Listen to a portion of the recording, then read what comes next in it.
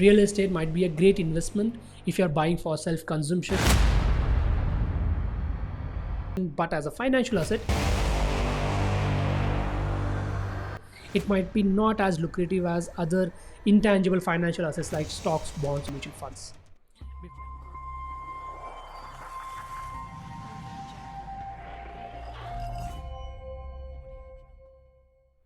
Hello everyone, I am your wealth wisher Pruthvi. Welcome back to my channel. Today we are about to discuss a topic which is close to many of our hearts, and that is real estate investments. We have heard this age-old wisdom: real estate is the best investment.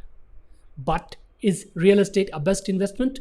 Let us dive in and find out, and for now, let's get started. First things first, let us understand what an investment is. Investment is all about putting your money into something with an expectation of a regular income, capital appreciation, or a combination of both. And the investments might be stocks, bonds, mutual funds, gold, or in our case today, real estate. So firstly, we'll try to understand how to calculate the returns in real estate. Many people buy a real estate property with an intent of getting a regular income in the form of rent. And that's why one of the most important key metrics to calculate real estate returns is rental yield. What is rental yield?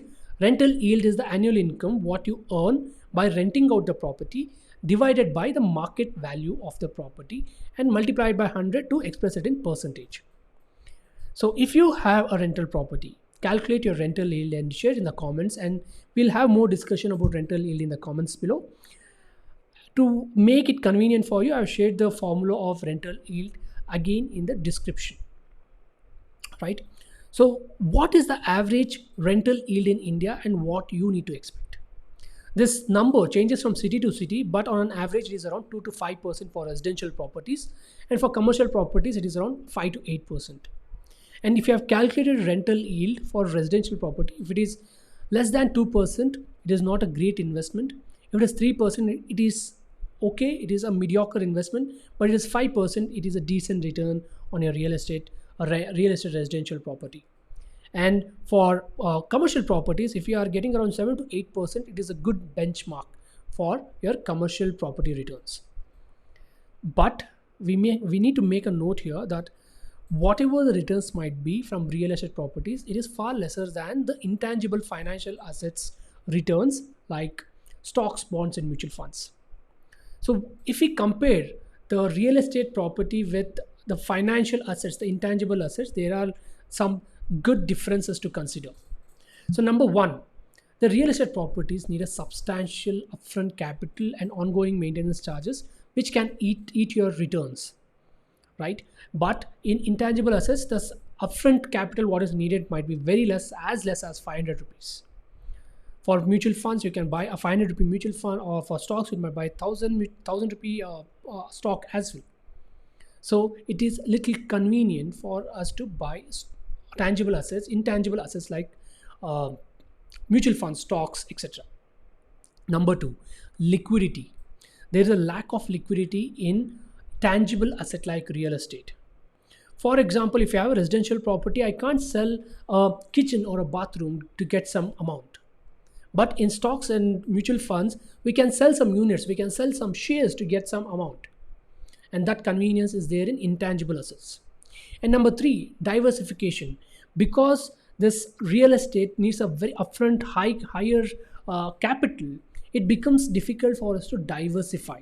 But in mutual fund, because the upfront capital required is very less, we can diversify that amount in different asset classes.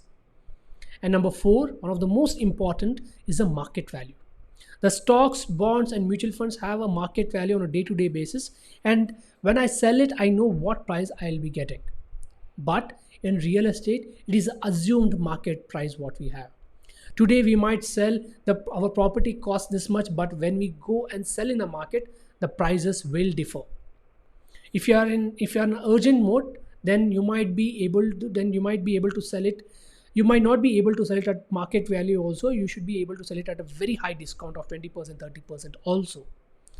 Though there is a sub-registrar price, normally the real estate properties are bought and sold at premium. So it becomes very difficult to manage a real estate investment as a whole, right? But the question is, shouldn't we have real estate properties at all? So let's understand in the next part. With all the reasons given in the previous part, does that mean you need to completely avoid real estate as an investment option? Not necessarily. So if there are real estate gurus, they might take a different stand, saying that real estate is an investment vehicle where it can use other people's money, get debt, and buy real estate properties and rent it out and become wealthy. And there are many people who have done that. But if the deal goes well, it is beneficial for you. If the deal is not so good, then it might boomerang and the situation can be real bad. But there are some merits about real estate investment, and that is, if you are buying a residential property for self consumption, then you will get unmatchable returns in the form of stability, security, and convenience for your family. So this is one of the benefit of investing in real estate. This is how I see investing in a real estate property. In conclusion, real estate might be a great investment if you are buying for self consumption, but as a financial asset, it might be not as lucrative as other intangible financial assets like stocks, bonds, or mutual funds. Before investing, consider your investment goals, investment horizon, and risk tolerance. Though you are investing in real estate or in intangible financial assets like stocks, bonds, or mutual funds, and try to consult a financial advisor before taking any investment decisions.